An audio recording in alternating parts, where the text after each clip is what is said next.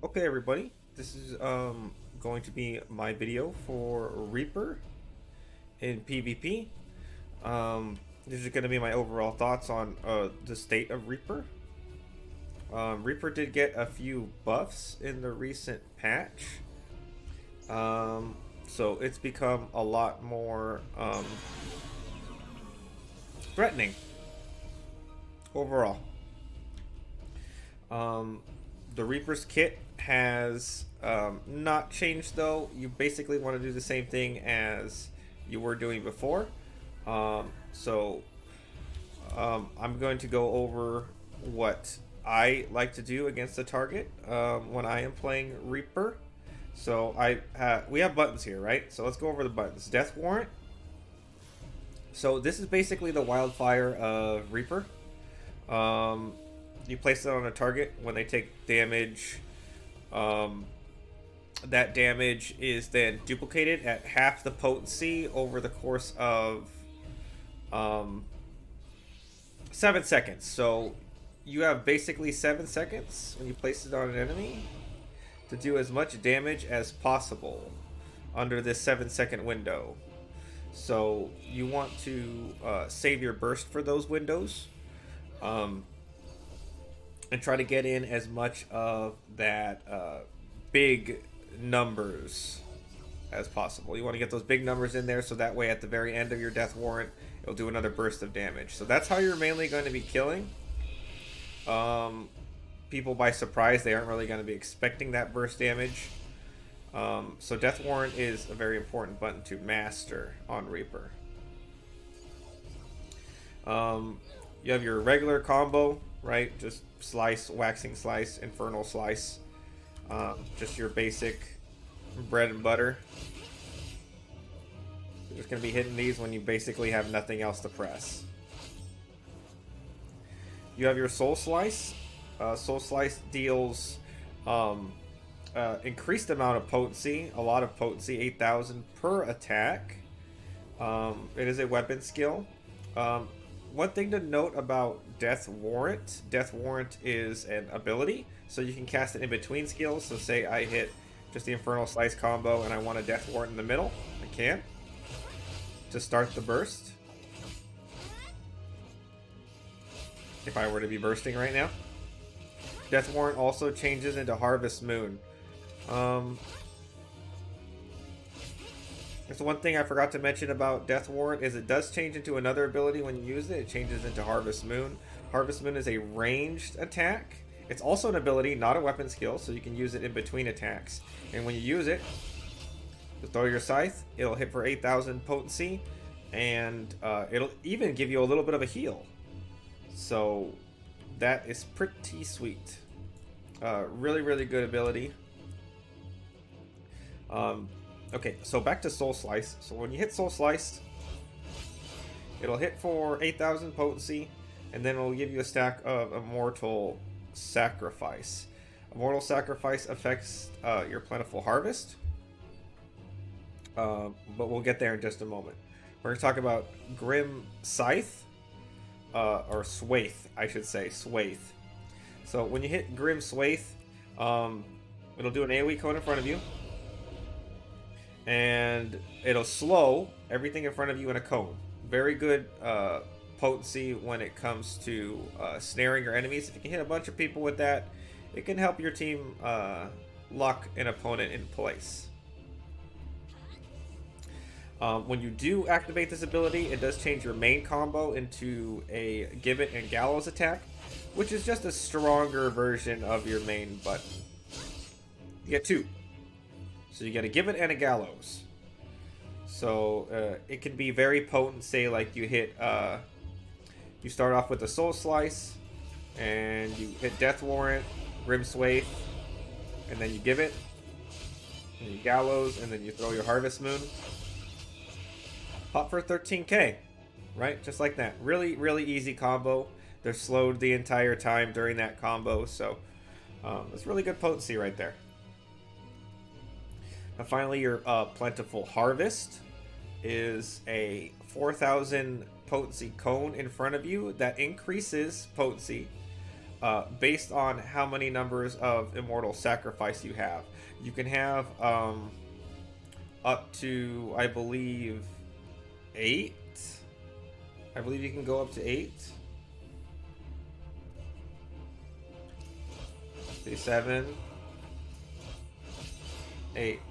I believe 8 is the max, and that'll give you 20,000 potency. Now, in PvP, this will rarely happen. You generally will be dumping your stacks on Plentiful Harvest basically whenever it's up. Plentiful Harvest does that giant cone. We said 20,000. If you manage to save up all your stacks, it's a really big hit. And a giant cone, so it has potential to do a bunch of damage. The secondary effect it has is that it actually increases your limit bar gauge down here, your limit gauge, and it makes it charge even faster.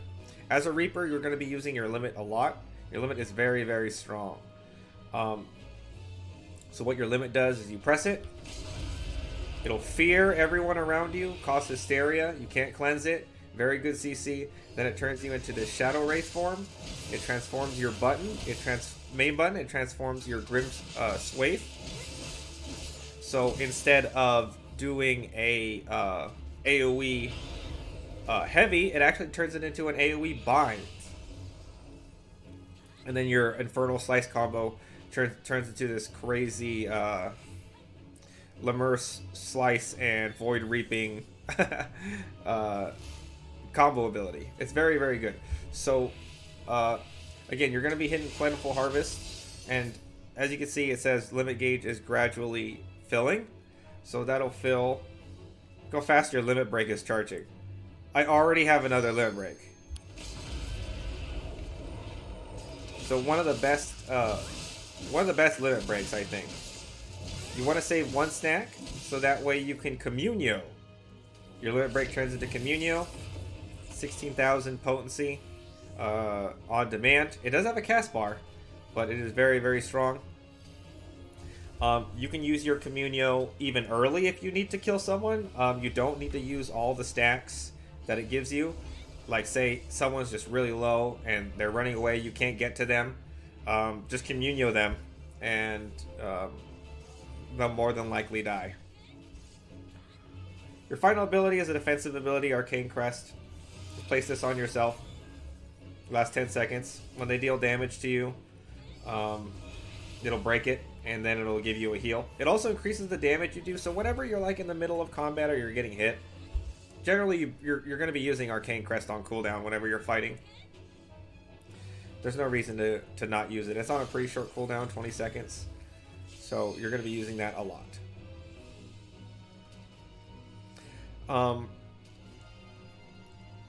As for your last defensive ability, and I did want to go over this in specific detail, Hell's Ingress is your mobility tool. It's probably the tool that you need to focus on mastering as soon as you can. More than anything else, the Ingress sends you forward, and it changes into Regress, so it can teleport you back on command. Now, this has a very short cooldown. Very, very short. It's only 10 seconds. This is your only way to escape pressure. You're going to be using this a lot to run away from enemies, to re-engage enemies when they're not expecting it. Say you're fighting, and then all of a sudden you're attacked by an opponent on this side, and then they're all coming. You gotta quickly turn, teleport, get the hell out of there. It's the only way you're gonna survive. And as your team comes in, you can rejoin them, fight a little bit. If they retarget you, teleport away again. You can be very slippery as a Reaper. That's gonna be your key to survival. You gotta be very slippery. You gotta be like a snake.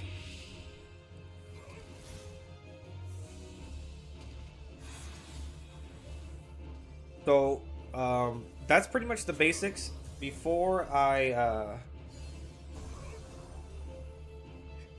go into anything else, I want to show you a combo that I personally like to use as Reaper. So what I like to do with the LB up, right? I have Death Warrant up. What I like to do is I'll generally hit him with the Grim Swath ability. Hit him with the Grim Swath, and then transform. Use, oh, well, that wasn't right. We're gonna do take 2 on that. We're gonna do take 2. Give me 1 second here.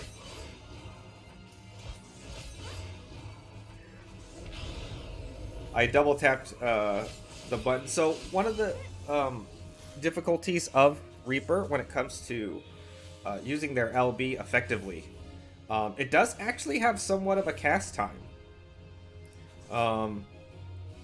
You may not notice it at first, but it's about a half a second of cast time that you need to wait in order for your Reaper form to activate.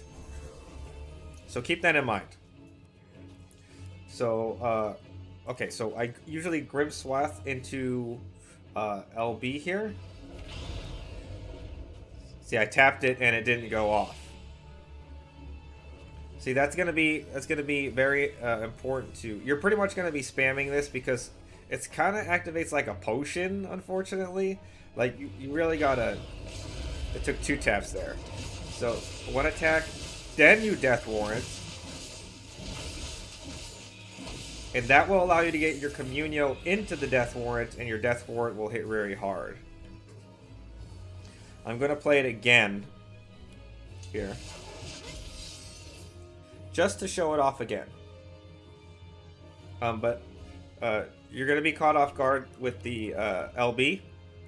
Because sometimes you're going to be spamming it and it won't go off. And the thing is, you don't really want to spam it, or else you'll do the thing that I did. Where you'll Communio on accident, and there goes your whole burst, right? So I'm gonna do it one more time.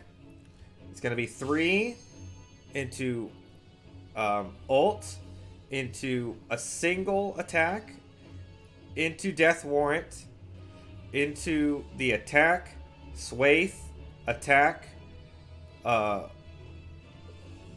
Harvest Moon, attack, Communio. So it's going to be Grim Scythe, ult, attack, Death Warrant, attack, Scythe, attack, Harvest Moon, attack, Communio.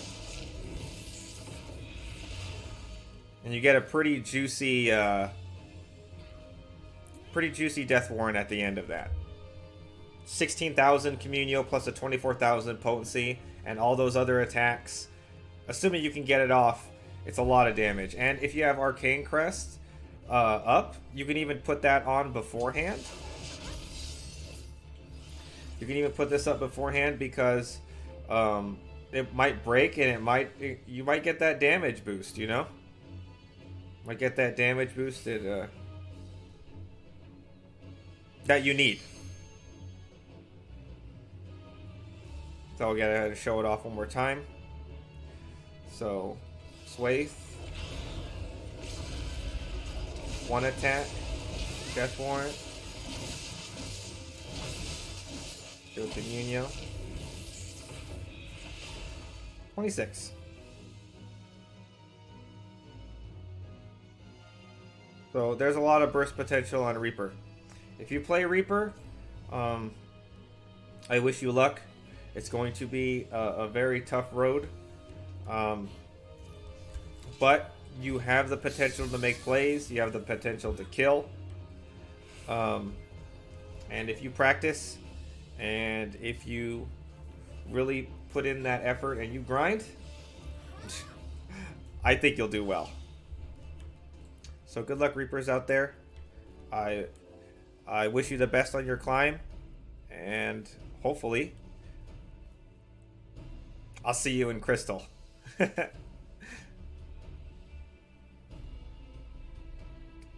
Alright, thanks for watching, everyone. I'll see you on the next video.